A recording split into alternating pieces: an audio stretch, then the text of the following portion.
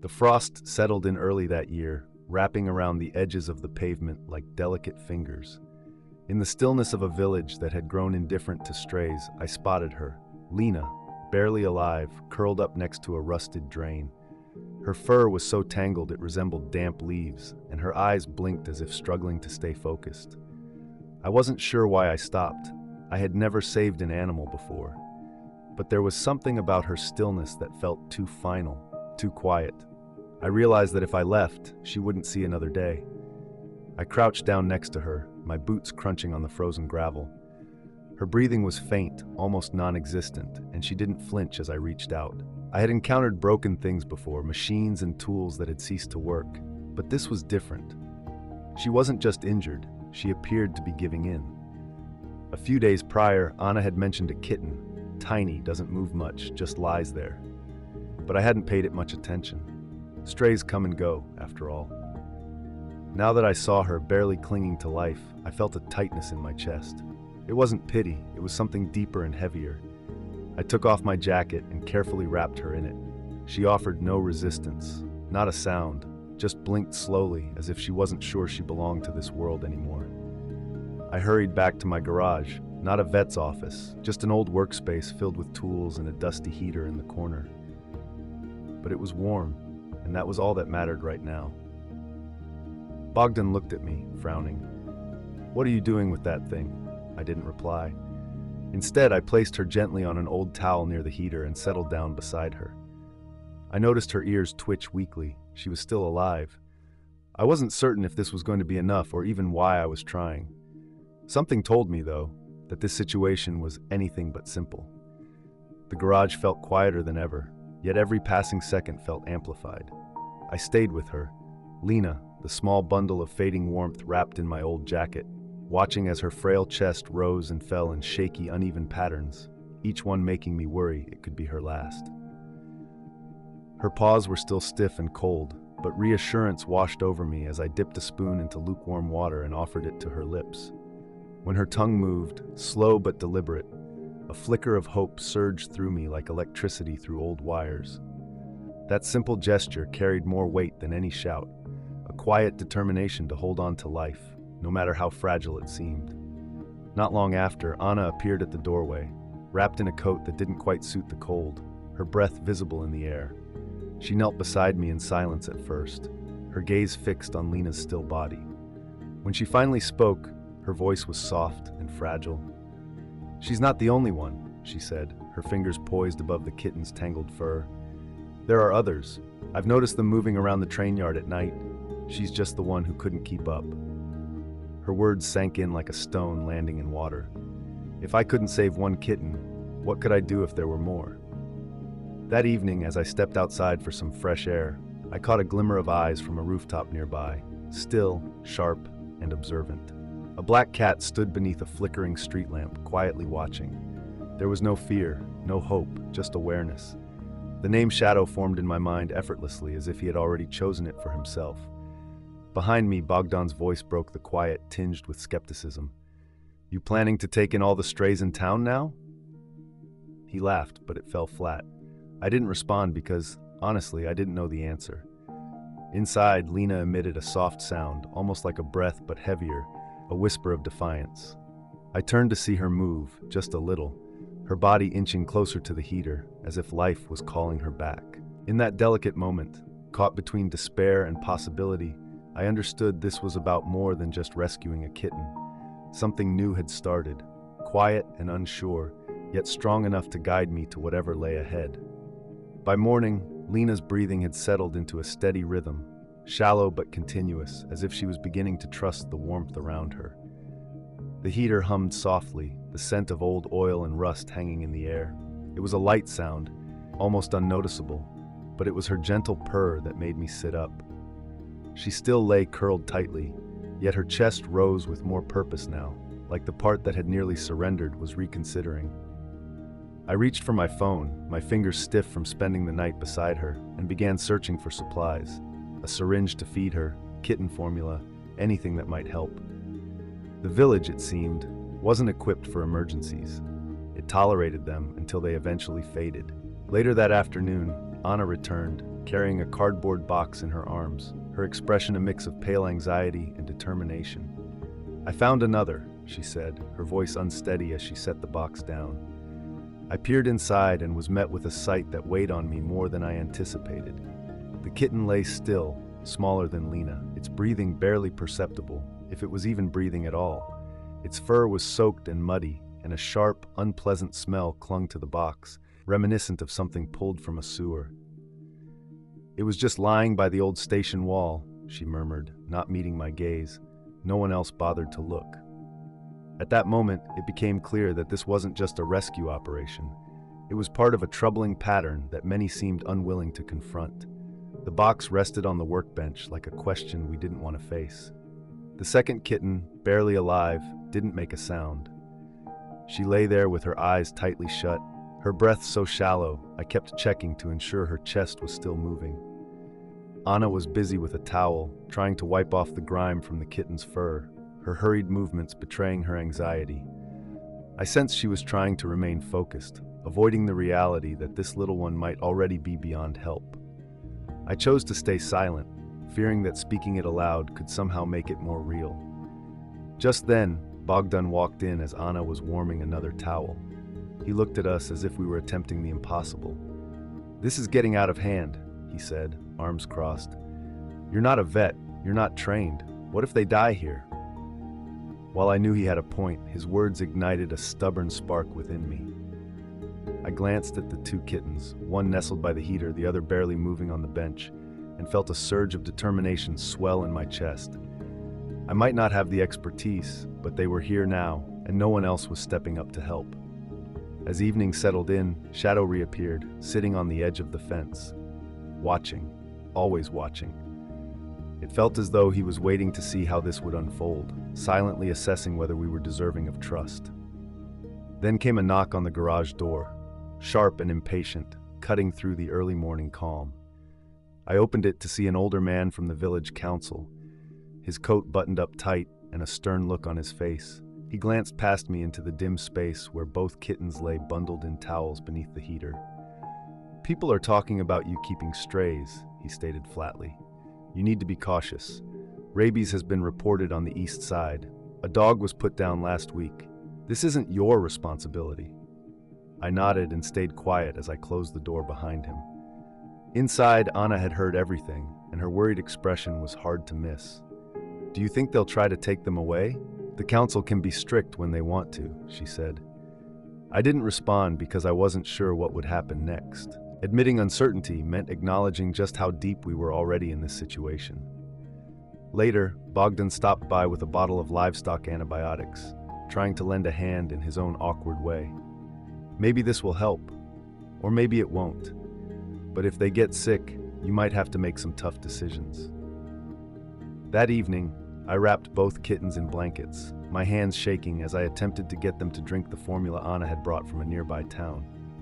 One kitten managed to drink, but the other refused. Outside by the fence, Shadow was no longer alone. Two more cats, thin and scruffy, sat quietly beside him, their eyes glimmering in the porch light, resembling coins lost underwater. The train yard was emptying out, and it felt like it was all converging here. As night settled in, I found myself sitting on the concrete floor, my back against the garage wall, knees drawn up like a child hiding from an unnamed fear. The heater buzzed weakly beside me, offering little comfort against the cold pressing in from all sides. I glanced at Lina, who had begun to blink more often and even shifted in her sleep, and then at the new kitten sitting silently beside her, still without a name, which made me uneasy. Anna had gone home, too tired to stay, and Bogdan had stopped offering suggestions. A thought crept in quietly at first. What if I kept Lina? What if she became mine, not just a stray or a temporary rescue? But as soon as I let myself feel a sense of attachment, a colder thought followed. What if I couldn't help the others? What if I focused all my energy on her and ended up failing them all? I realized I couldn't take in every cat. My house was small and my life felt even smaller. Yet I was torn about what to do next. How could I entrust them to a shelter I didn't believe in or let them face the streets again? This situation was no longer just about the kittens. It was about the kind of person I wanted to be and what I was willing to risk to make a difference. The next morning, Anna burst through the garage door before the sun had even risen, her scarf wrapped tightly around her neck, her face flushed with urgency. "She's gone," she gasped, and for a moment I felt a blankness wash over me. I stood up quickly, almost tripping over the blanket I had slept in. "Who?" My heart raced as I asked, feeling like it would burst from my chest. Anna glanced at the heater. "The second kitten. I came early to check.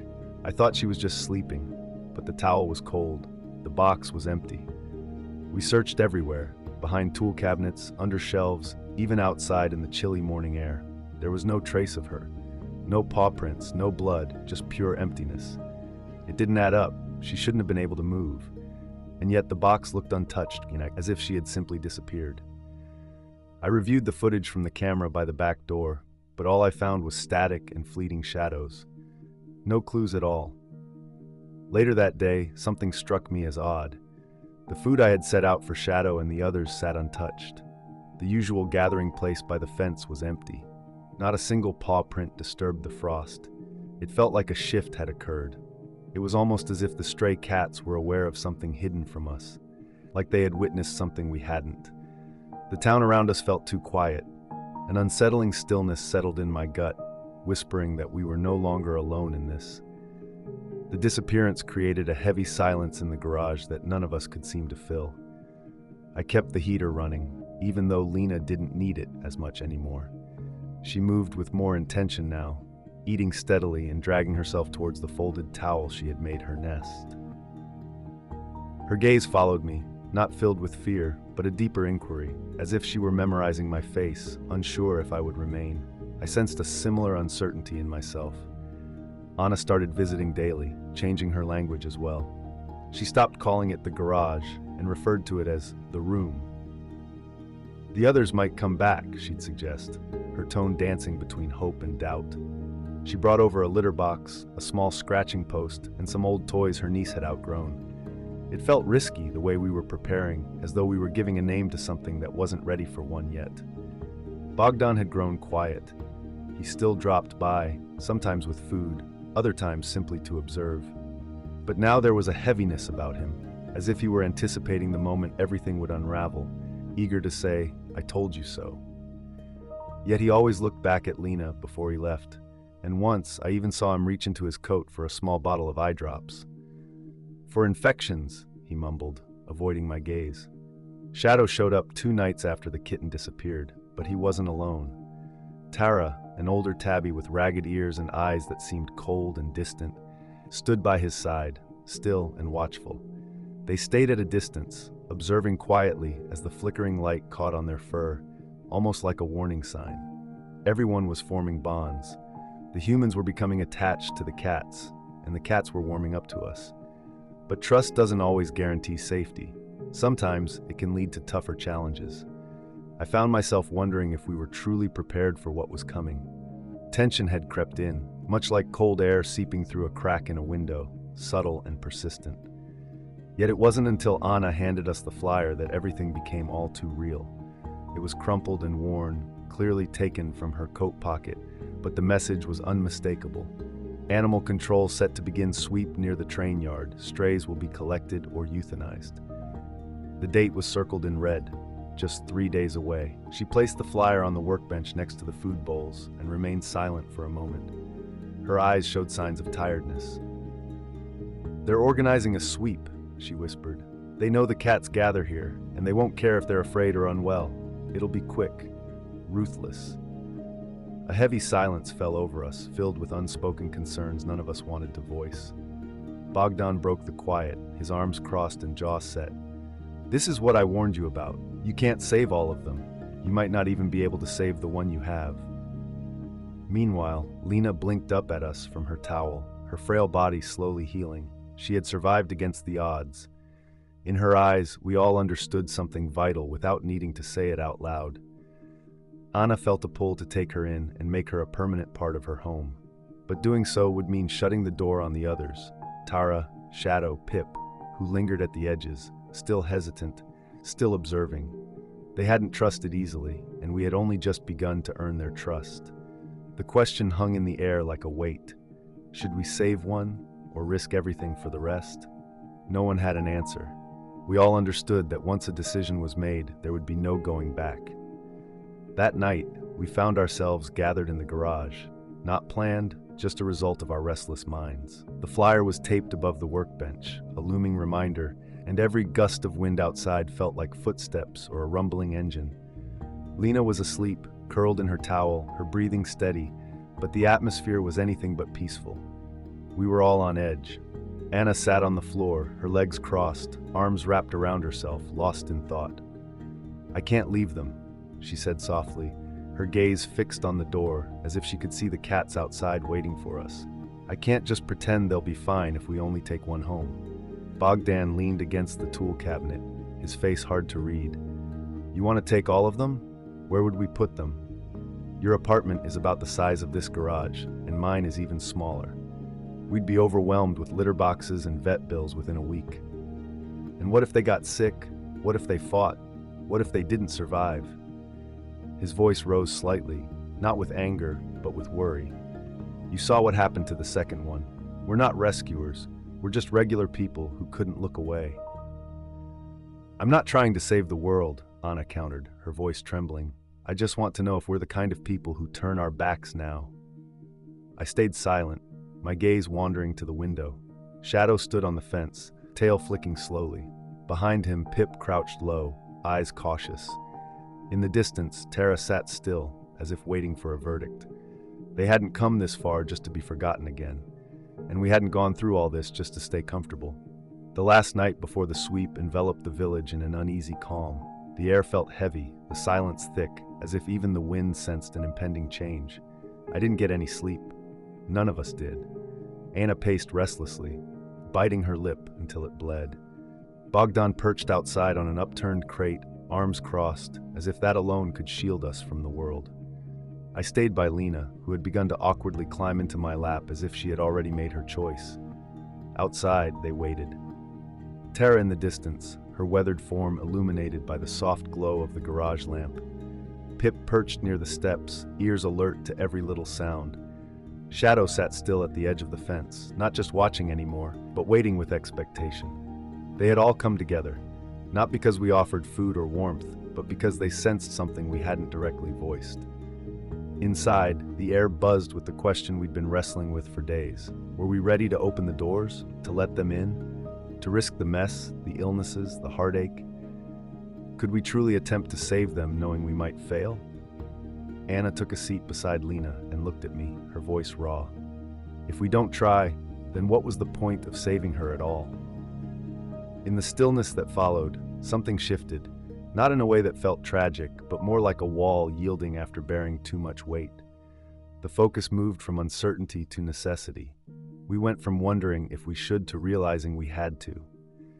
Yet a clear decision wasn't fully made, and time was not on our side. Morning rushed in, not softly, but with a burst of brightness that filled the space, almost forcing us out of our concealed corners. The flyer still clung to the wall, its date circled in red now reflecting our reality. I stood at the door, gripping the handle. Lina snuggled in the sling across my chest, her head poking out, curious about the world around her. She was here, fragile and healing, but undeniably with us. And the others were still out there, their trust hanging by a thread, reliant on a decision none could claim as their own. Anna stood beside me, her jacket zipped up tightly and her bag packed with the supplies she had managed to gather.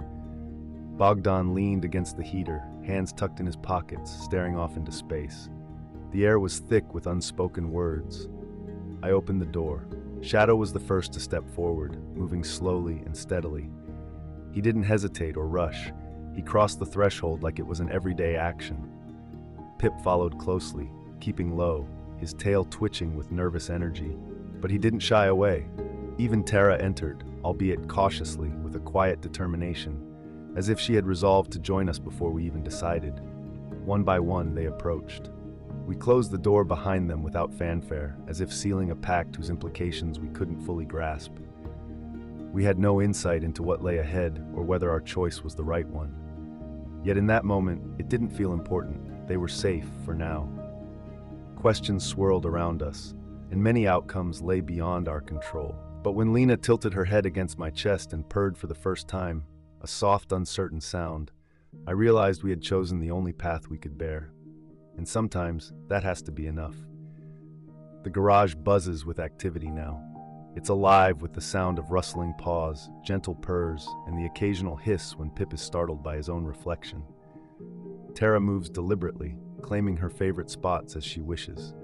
Shadow remains our watchful sentinel, perching on shelves with his eyes always scanning the room.